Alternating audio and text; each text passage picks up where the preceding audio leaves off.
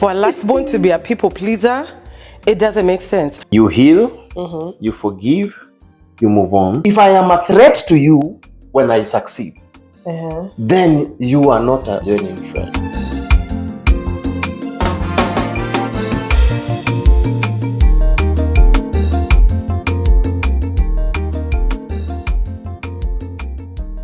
Welcome everybody for today's podcast, and my name is DJ Spice, or Mr. Spice. Guy. And I'm fire. Nini mimi nakuintroduce ngine Upendo?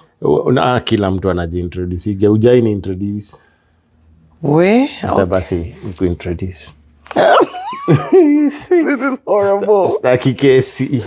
This is horrible. Welcome everybody to today's podcast, and today we are having a very hot topic with me, with my co-host here. Atajiintroduce mwenyewe. My name is Spice. Okay, and I'm fire. What's the hot topic? The hot topic? Yeah. Hot topic. Hot topic. But anyway, we are continuing from where we left. Yeah, so wewe ndio ulimalizia. Chukulia from where you left last time. Unajua sound kazi ile ngoma za Wakorino. Gani hizo? Zenye mtu anamalizanga alafu mkidhani imefika at the end conclusion, mtu mwingine anachukulia hapo climax. Hiyo ni hata kwanza nyingine ya Wakamba before gitaa ianze kuingia. Tindili wimbo imeisha, wanachukua break na nyamaza kila kitu, alafu sasa gitaa inaingia. Climax. Kupepeta miguu na Sasa leo tumekuja kupepeta miguu. Leo sasa ni hapa tu. Asa kwa hiyo kungulu. Anywho's, hey, isn't these all the imperfections that we were talking about ni easy? We have tried to change, akubadiliki. There is no hope. There is hope of changing from this. Sasa una change to what? That's the point. Sasa siwacha tu nikae tu vile najua. There is no point anyway. Yeah, you are right. How have you been? I've been okay. Yeah, baridi tu. Hizo siwezi kusaidia, hizo ni mambo za ulimwengu. Sasa hapo tu ndio shida iko, lakini otherwise. Una sweater? Blanketi? Hata koti, jiko. Hata kofia nilisahau. Nilikuwa nimebeba hizo zote mpaka kofia. I can't help you. But anyway, guys, so last week we were talking about the beauty in brokenness. And I was reading somewhere. Ama sijui nilikuwa. Unajua siku hizi nimekuwa mhenga na kuanga na points. Tuzisikia. But most of us don't know how to embrace brokenness. And we talked about, last week we talked about Kintsugi. I hope I'm saying it right still. But I was thinking back after we had finished the podcast about how even when we overcome things that we have been through, we don't know how to embrace the imperfection. So niko na story.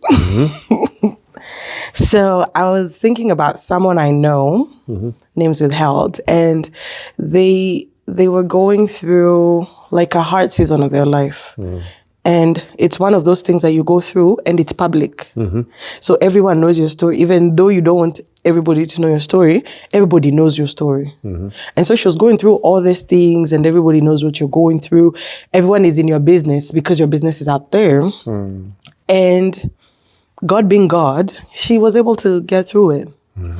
But because of how much everybody had known and with how much her journey was public, she, even today, even after she has won that season, she still is not able to become the person she is because of shame. Like everybody knows my story, everybody knows what I've been through. So she was not able to embrace that like end of the season. And so now she's still stuck in that space that she was in when she was going through the hard times. And so today I want us to talk about how to embrace that season of you've healed. Brokenness happened. And as we talked last week, it leaves us with scars. And maybe those scars are a reminder of the things that you've been through. But how do we embrace that this is my life, these scars, I'm going to carry them forever, but instead of hiding in shame, you actually embrace it? How do we embrace our scars? Oh, well, let me ask you before hata nijibu hiyo. Usiniweke kwa hot seat, kwa hot topic. Hata sikuweki huko. So when we go through whatever we go through, na tumemaliza, hizo scars zinabaki. They are visible and everything. We can see them. And we are ashamed of them. You see? But does that process harden you or it softens you? Either or. Okay. So we pull back selector a little bit. Turudi tu nyuma. You've gone through a lot of stuff, emotionally, physically, mentally, financially. You are drained. Does that process, tunasemanga is a learning process. We have learned through this process. But does this process soften you or does it harden you? It depends. I think it depends. It's a individual based thing. Some people it softens us. Some people it hardens us. I feel like some people, let's say, what's the common thing we all go through? Let's say like a toxic relationship, right? There are people who go through toxic relationships and then they come out and they're like, I will never trust again. I wouldn't. And you're done with human beings. And there are people who come out and they're just like, not everybody is bad. I have hope. There are those two kind of people. There are people who will come out of a really bad situation and they're still hopeful. Yeah. Like, this was an anomaly. Like, this person was bad, but the others are not. But there's one who will come out of that situation. They're like, I will never trust another human being ever again. Yeah, that reminds me of the same thing that is going on nowadays. Yeah, utasikia mtu ameenda amejaribu. Let me give an example for marriage. Amejaribu, imeshindikana, amekuwa hurt, amefanyia kile amefanyiwa ama amefanyana kile amefanya. Mpaka kuna kuwa ina point. Nilisikia place wakisema marriage ni ya mafala. Kwa kina ndoa misirudi. Yeah. So unaona, but there are some people, you've been there before. You've gone through that process, umehatika and all that, but you still, the same way you said, you still want to try again. You still want to, not everybody is the same. Utoki hapo, not everybody is the same. But isn't it, just a question on your example, isn't it a journey for you to get to a place where not everybody is the same? Because now that I've said it, I'm thinking, even for a person who comes out soft, they have gone through that process that we were talking about last week of being hurt. You don't want to see nobody. You go through all the stages of that. It's only that they come out and they're like, I can hope again. Na kuna mwenye anakuja like, I will never try again. So is it that they both go through the process and come out different? Ama mmoja tu alizaliwa akiwa na hope kwa maisha? Lakini si results zinafaa kuwa same. Look at gold. When it goes through fire, the end product is fine gold, expensive and all that, right? Imeenda through fire. So that is gold. We talked about Kintsugi. Kintsugi, now that gold that went through fire ndio itatumika kushikanisha hizi pieces za Kintsugi. I am not liking this right now, but okay. So this is my thinking. You've gone through, like, we have gone, I'll use example yangu na wewe. We have gone through a hard time. Kivyako, umeenda kivyako, you came out as gold. Nimeenda through kivyangu, I came out as broken pieces. We have all overcome. We all have scars. We all have scars. But wewe umetoka and you are still hopeful, fine. But mimi nimetoka with broken pieces. I need you to help me bring these broken pieces together. And we said before, find your tribe. We might not be the same one of the same tribe, but I need you to help me bring these pieces, because when you come, easy cracks zenye ziko hapa, you will seal them. The gold itself. Tuliona Kintsugi inaleto hizo pieces zinarudishwa pamoja, and then they are being coated inaeko na gold hapa katikati kama glue. So, I was listening, I think it was yesterday, I was listening to someone that was preaching the Bible verse. I don't know where, I can't remember where it is, but it says in our Father's house, there are many vessels, and there are vessels of clay, there are vessels of gold, there are vessels of bronze, there are different vessels, and most of us think the clay is not important because gold is shine and clay is just clay. But she was speaking about every vessel being important because every vessel has work in the master's hands. And so most of us, we live life trying to be the gold. And you forget, or trying to be the clay, or whatever you're trying to be. You forget that whatever you are is very important. Because just like you said, if the gold did not come into bringing the pieces together, then that thing would remain broken. Yeah. But if I try to become something else, I'll not be able to bring the pieces together. I can be glue instead of being gold. I can bring the pieces together, but not in a beautiful way, like the gold would do it. They will be together, but not the way they're supposed to be together. So, anyway. So the right place, the right time, the right moment. Hey.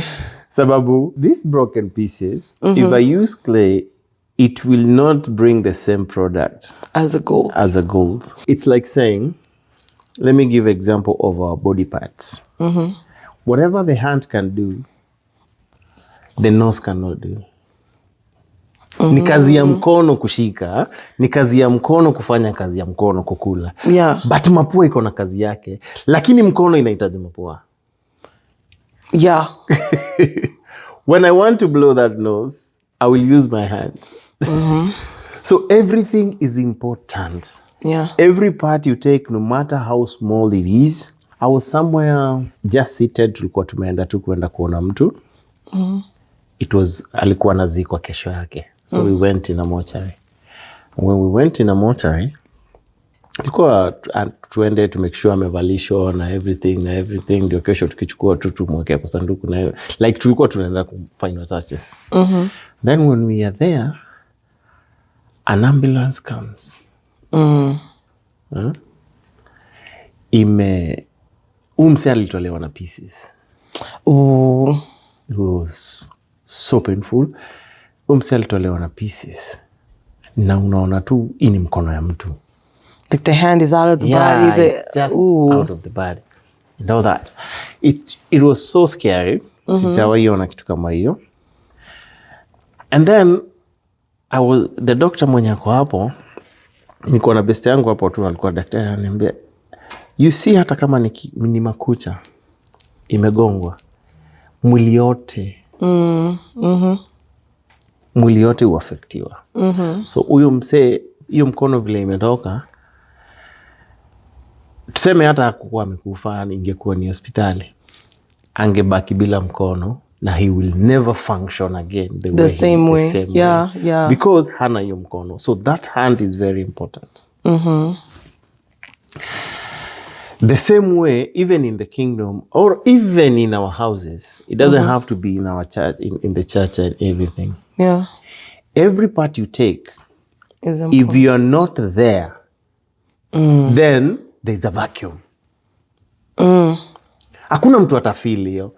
I was talking to, umefanya hata niongee sana. I was talking to a guy, nilikuwa namwambia ni aje, wewe ni msee mkali sana kufanya nini, kuedit, kushoot video. Si ukama hata chachu tusaidie. Juu ni msee anajua Mungu na everything. So msee akaniambia mimi sikatai mwenyewe kukam, but niko na vitu ninafanya na zingine nafanya Sunday. Na hiyo feeling ya nisipokuja Sunday kuna hiyo vacuum siwezi live nayo. It is better I don't commit myself right now. Nimalize kile ninafanya. Lakini siwezi kaa hivi chini nijue juu siko kitu fulani haitafanyika and I'll be comfortable.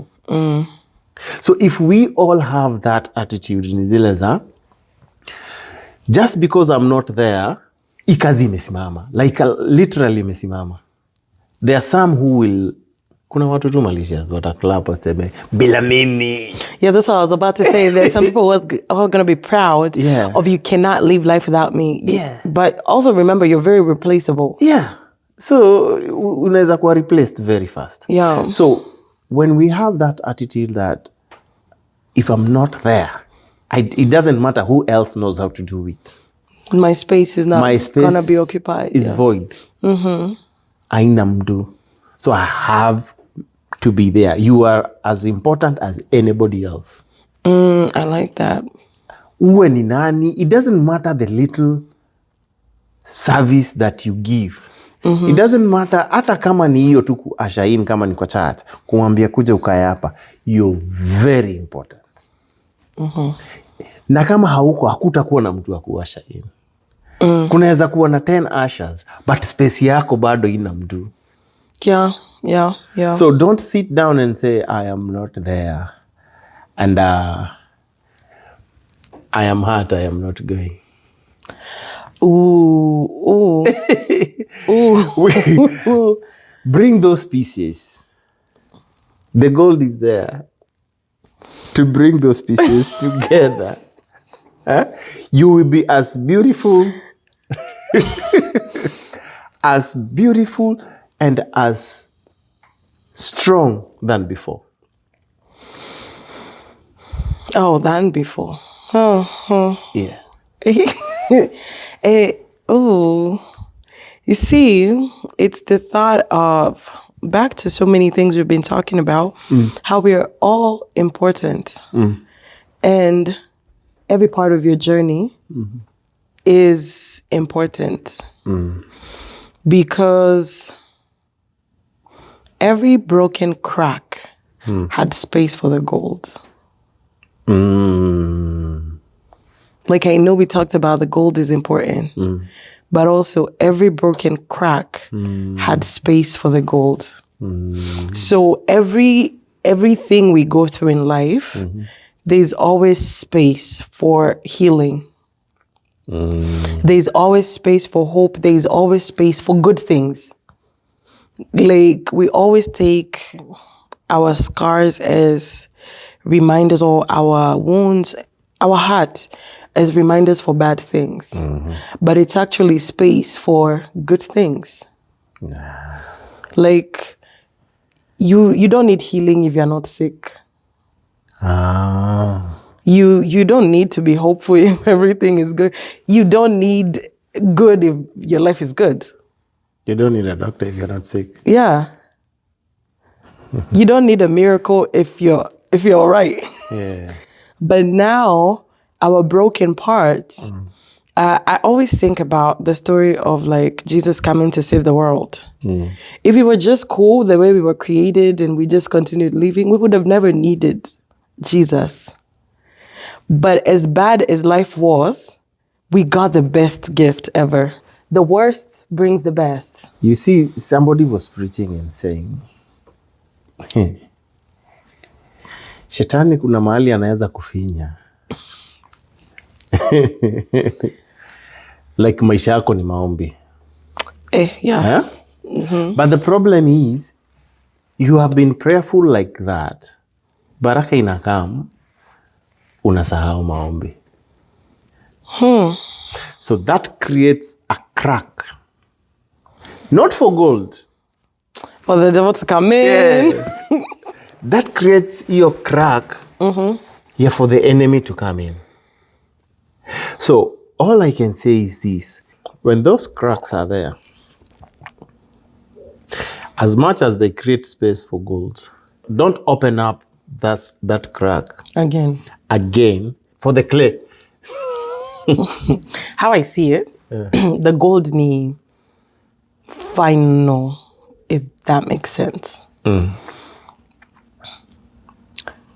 unless you're a fool, after you've gone through really bad things, and God has given you a chance to rebuild, you'd be such a fool to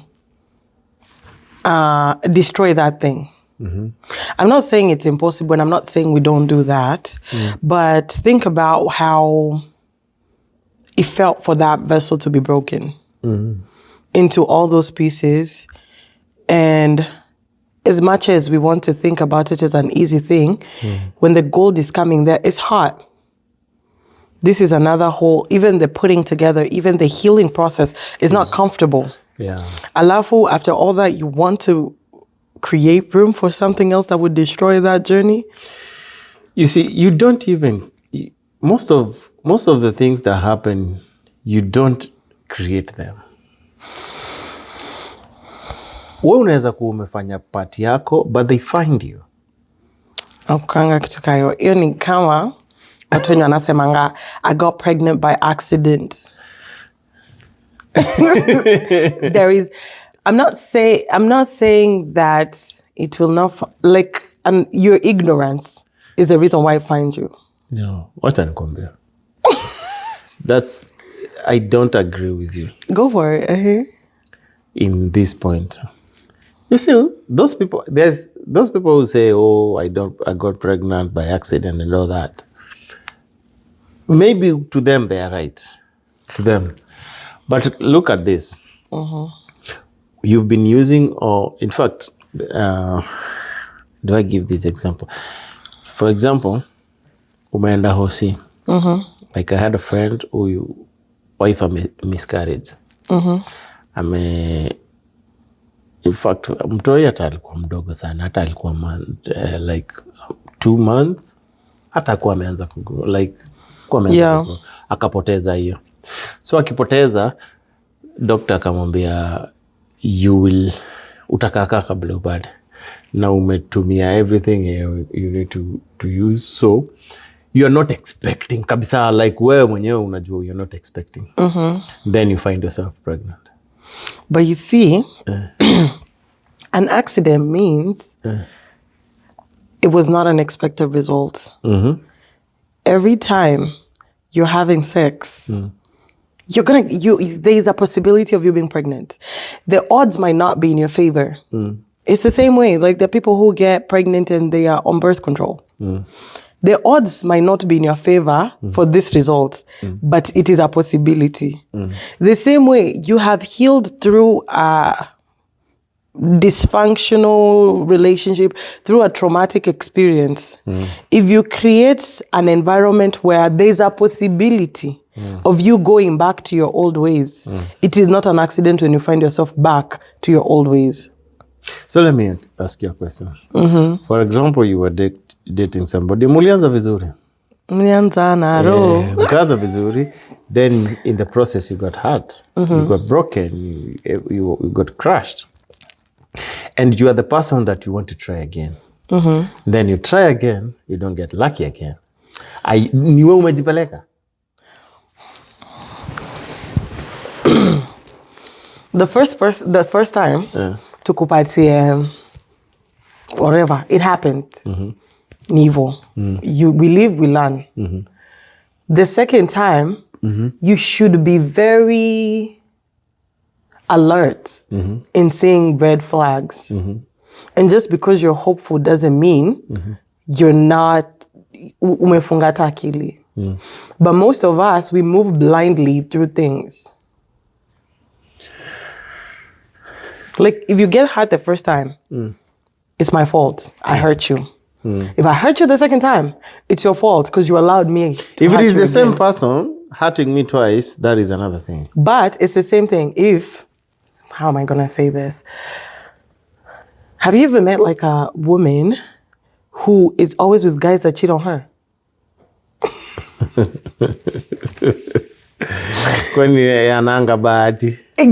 the question. But just because you're hopeful and just because this doesn't look like that one, you should live with the I don't know what, the conscious of there's a possibility this could, and not being paranoid, but with the conscious of there's a possibility that this could end like my last one. So I have to open my eyes that anything that looks like it would lead me back to the place that I was before, I need to address it. But most of us would just be moving out here, vibes and inshallah. Alafu, you want to say you're unlucky or it's accidents? You see, this is how nilikuwa naongea na mtu akaniambia, mimi singojangi, tunaachana naye leo, kesho naanzana na mwingine ama next week. Ni kwa sababu ya what am I waiting for? What am I healing from? Even ndo aliniuliza. What am I healing from? Nangojea nini? Yeah? So that's another whole level of brokenness. Yeah, she uses the next relationship to heal from the first relationship. Madness. Madness. Yeah? Na ako tu sawa, na ni hivyo, maisha yake iko hivyo. Hiyo inaisha. Next week ako kwa ingine. So anauliza na kasingo kwa nini? Because you don't know how to be by yourself, first of all. Problem number one, you don't know how to be by yourself. It's boring to be by yourself. I don't want to be independent. How will you learn you? I don't, If I'm always there for you, how will you know you? You'll know what I bring to you. You'll not know you. I know myself since I was born. No. I've been living this life since I was born. You're living their mother, your father. The day you left them, you came to the so-called kuchikwatu, eh?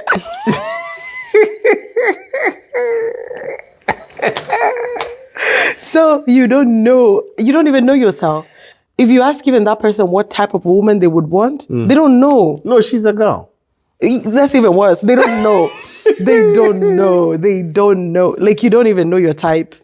But sasa, but that's a whole level of brokenness. What can you tell somebody like that? Like, nakwambia, I'm using the next relationship to heal from the first relationship. Why? The question is simple. Like, why? Why do you feel the need to always fill up that space? Because I don't want to be by myself. Why don't you want to be by yourself? Let me give you this example. Zingine ni trauma. Zote ni trauma. Exactly. So, you see, the last episode you gave this example. That after the accident, hata trauma ya kwanza ni ile tu gari ilipita. Ukiwa kwa nyumba, si ati hata ulikuwa unaendesha. Ukiwa kwa nyumba na ukastuka. So, it is the same thing. Akiwa peke yake, hivyo ndio anafeel. But now, if you never deal with this, you'll never even meet the gold that can put you together. So how do you deal with this?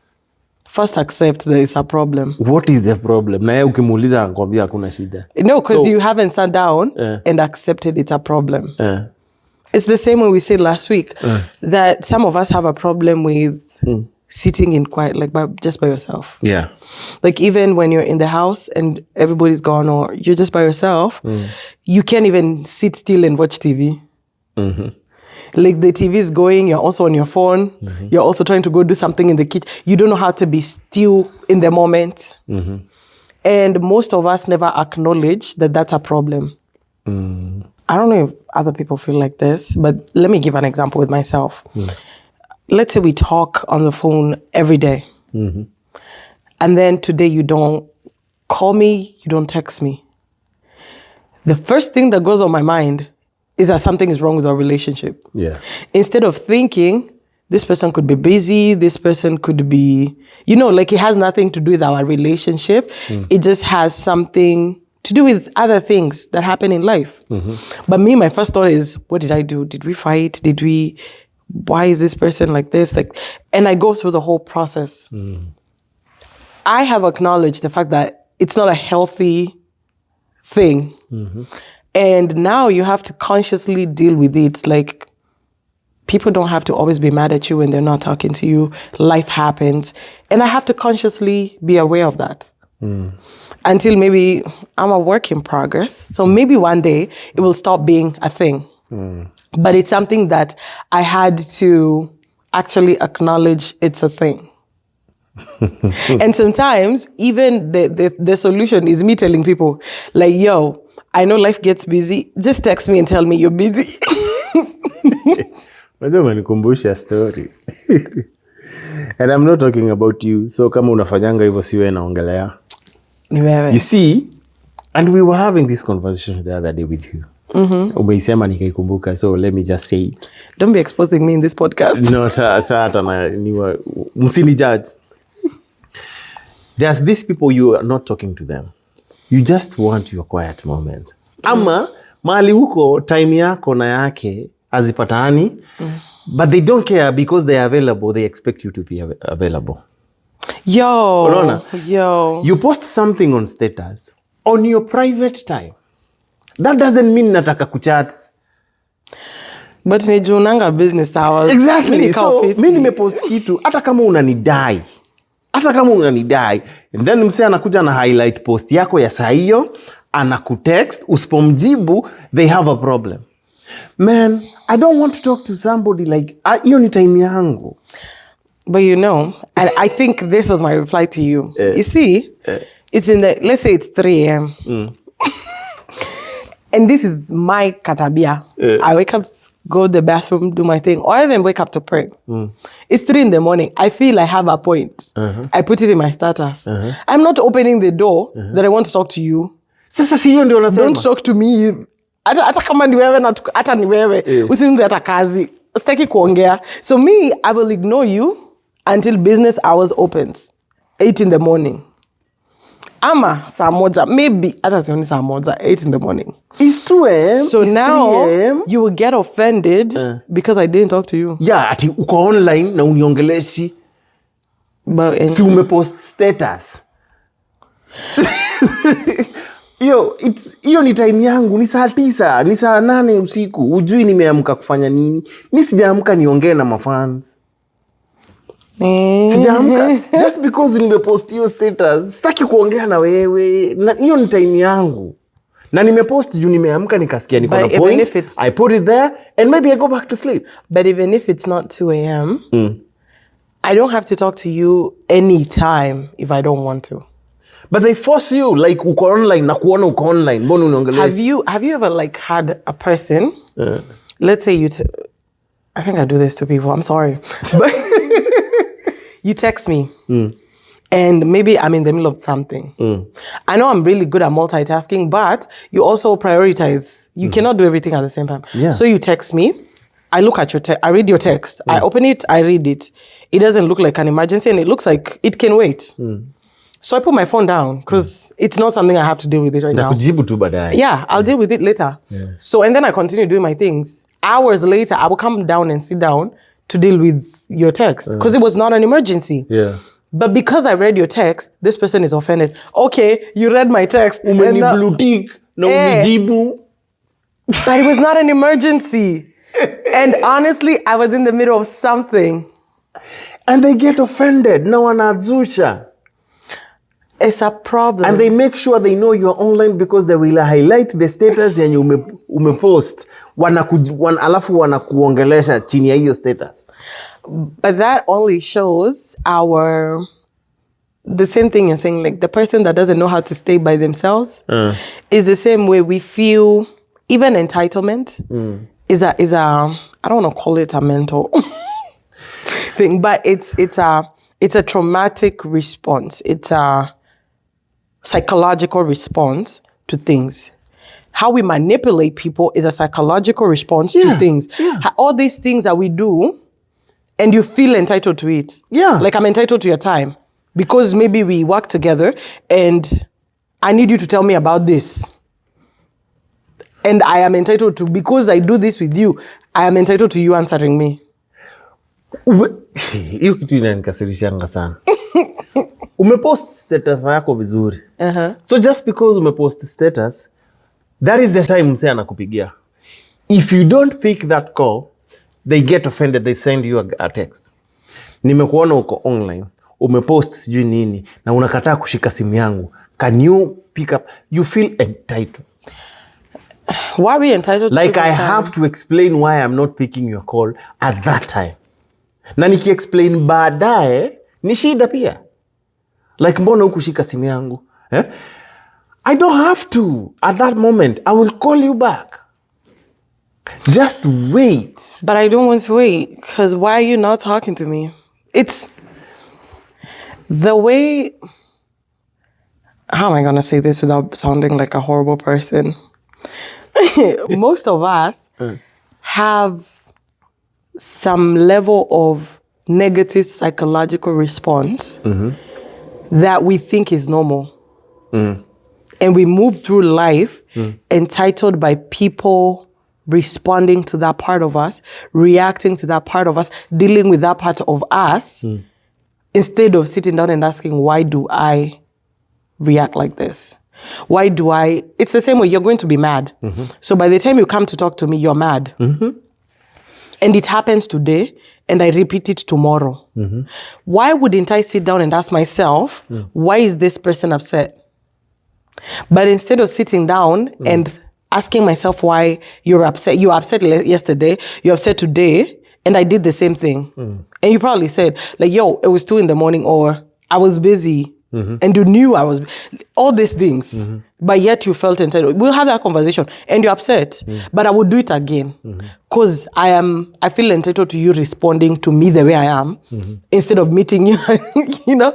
And most people in life, zinakanga ni tu vitu tudogo until the results become really big. Yeah. The same way you said, like the crack, Mswahili alisema, usipoziba ufa utajenga ukuta. The crack is small. Like you said last week, the crack is small. It might bring light into the room. It looks like it's working at that moment. But what happens when that crack breaks down the whole wall? Becomes a window. Or a construction problem. Inakuwa sasa dirisha. It becomes a construction nightmare. But it's what we do to people. We are friends, but I will not respond to you twice explaining to you why this is not a thing, because at that time, I wouldn't want to be your friends. Like I have to live my life explaining to you, na sija explain mara ya kwanza na mara ya pili, ama mara ya tatu, but you feel so entitled that lazima urudi, au katabia ni kabaya. It's the same thing. Like I'm telling you, it's the same thing as the person you're talking about with her 5 million rebound relationships. Most of us never sit down and ask ourselves why.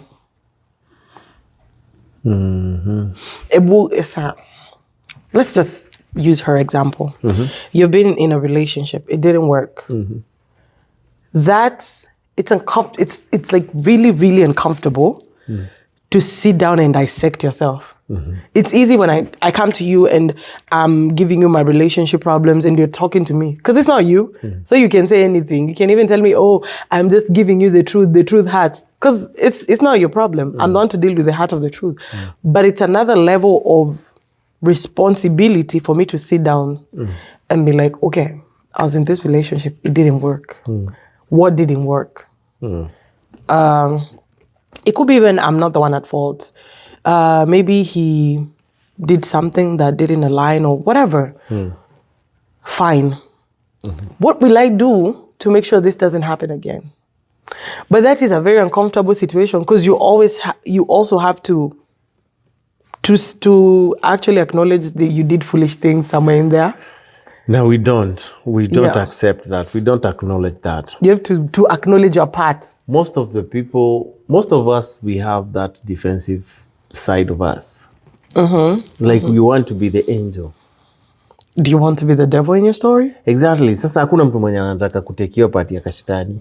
Lakini sasa sijiambie wewe peke yako. Wacha hata jiongeleshe tu useme yenyewe hapa niliblanda. This was my fault, and from now henceforth I cannot do stupid things like these ones. This didn't work because of 1, 2, 3. Like unajiita tu kamkutano unajiongelesha. You don't have to accept to other people. You don't have to confess. Uhitaji kuenda kwa kale ka window ka father uambie father mimi chora chako kwa wall. Alafu so ujiongeleshange, confess to yourself. Actually, that is a good idea. It is? Ama kwa kio?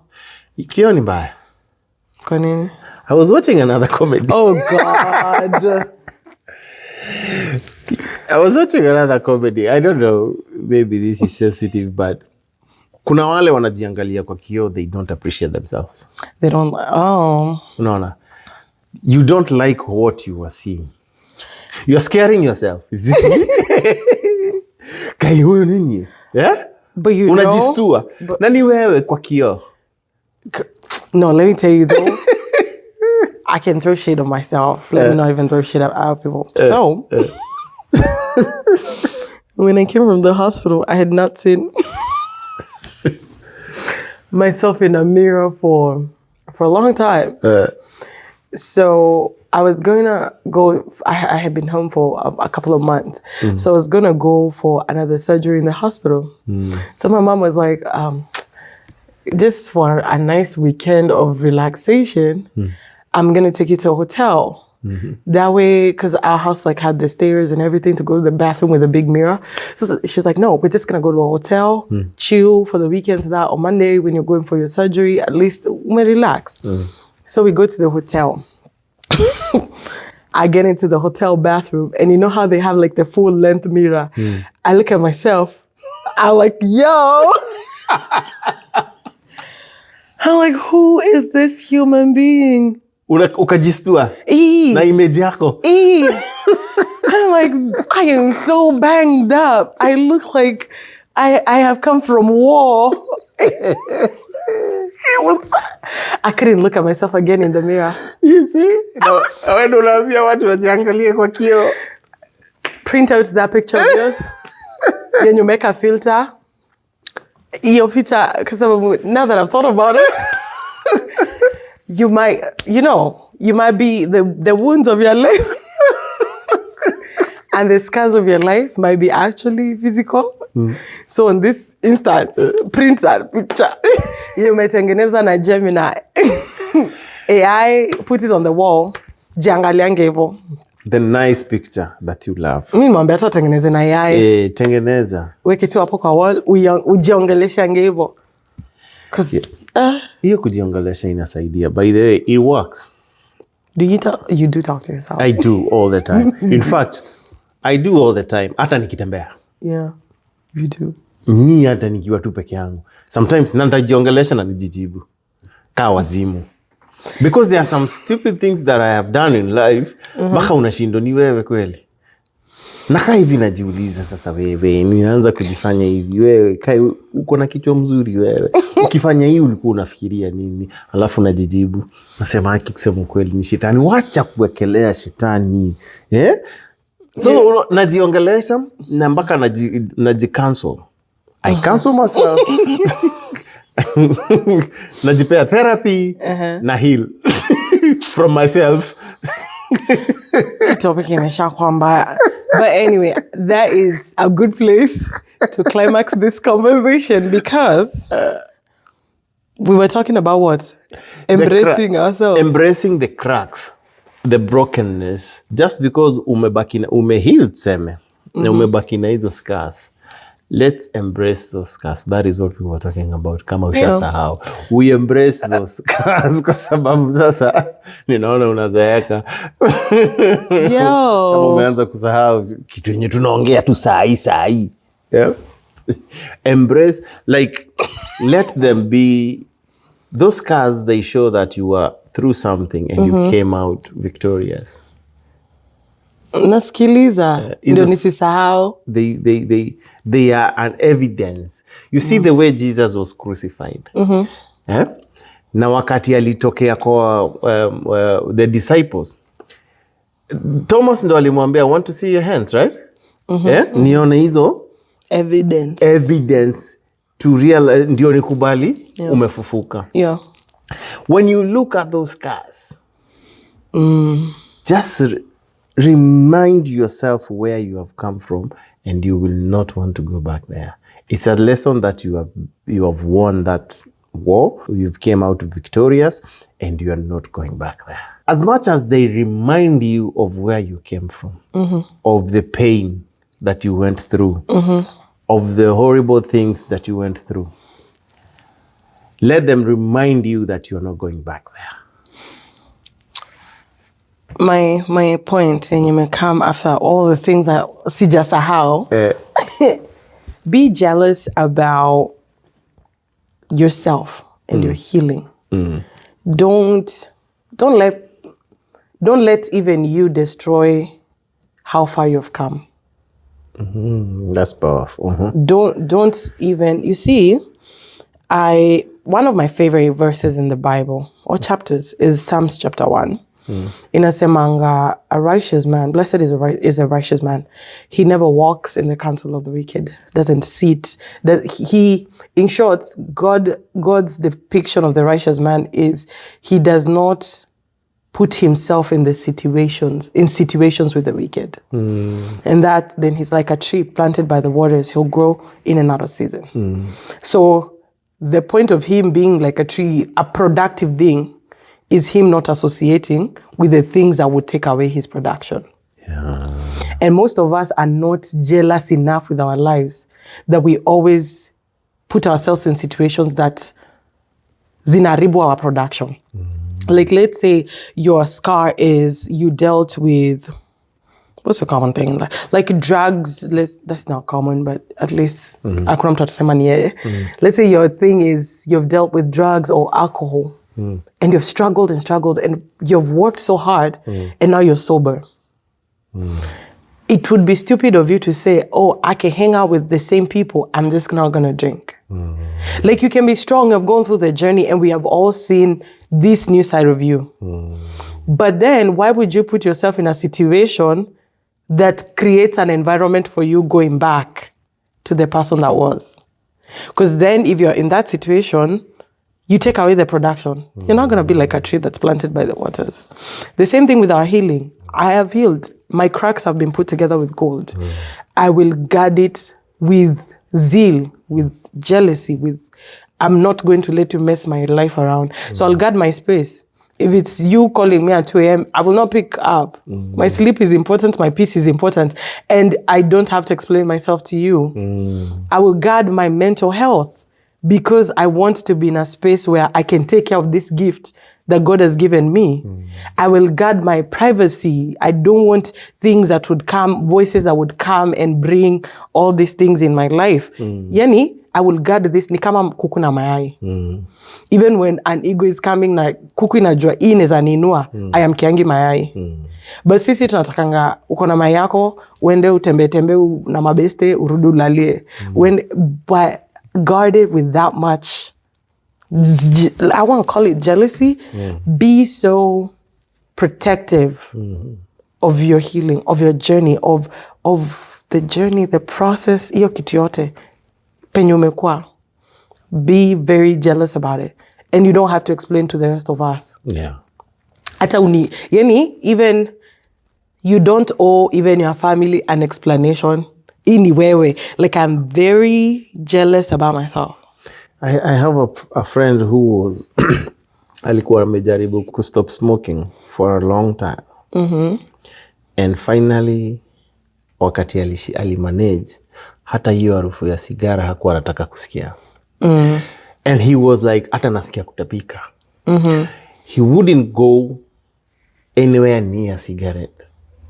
In fact, hangefanya kazi mahali kunauzwa sigara. Wacha kusoma. Wacha hata kuvuta. Mahali kunauzwa sigara. Like, I don't even have to take care of selling it. Yeah. I like that. Is how tough he was guarding where he has come from. Wow. I don't even want to see them or touch them. Wow. Because that is a temptation. Yeah, why should I bring myself to a temptation yenye unajua nisha overcome? And now he can't go back because you see, yesterday, I think it was yesterday, we were somewhere for prayers, and this woman said that, what did she say? Like, she was talking about her kids. And she said she is so, strict is not even the word. She was like, I will never say, like how people say, Ati, don't talk about other people's kids because it could be your kids tomorrow. And she was like, with how much I know the possibility of things happening, I am so jealous about these kids. Like, when you're talking about, your kids, don't talk about other kids drinking because anybody's can. She's like, I will stay up all night. I will do the work. And I was sitting down, I was listening to what she says. She's like, I will wake them up in the morning. The first thing you hear from your ears is prayer and God. The last thing you hear from me. And I was sitting down, I was like, it is work to raise those kids, yani, she was like, even when her kids go out and other parents are like, oh, don't do this. She's like, I don't even have to put a curfew. Wanajiletanga. But now I'm thinking the level of work you have to do for your kid, you don't even have to tell them, never do this, because you have done work. And I looked at her and I was like, the level of personal work we have to do to ourselves, that you are not even afraid of going to places because nothing can influence you. Hey. Yeah, it is work. It is work. But it's also the way you say, protect the gold, that it doesn't crack again and the devil comes in. Yeah. Hiyo crack usikubali shetani yakuje. And with that, tutafungia hapo for leo. Wacha tufungia hapo, tumalizie hapo. Yeah, and thank you so much for continuing supporting us, being with us, for subscribing, for sharing, for commenting. Just because nimeona tunakuanga Facebook live, TikTok live, tumeendelea. Yeah, so we are everywhere. We are in TikTok, we are on Facebook, we are on Instagram, we are on YouTube. So follow us on all those platforms. Mahali penye hatujaingia ni lemon. Lemonade. Kuna lemon. I give it sour. Adios, guys. And with that, until next time, be good to yourself. Love yourself. Be kind to yourself. Show yourself grace. Until next time, adios. Adios.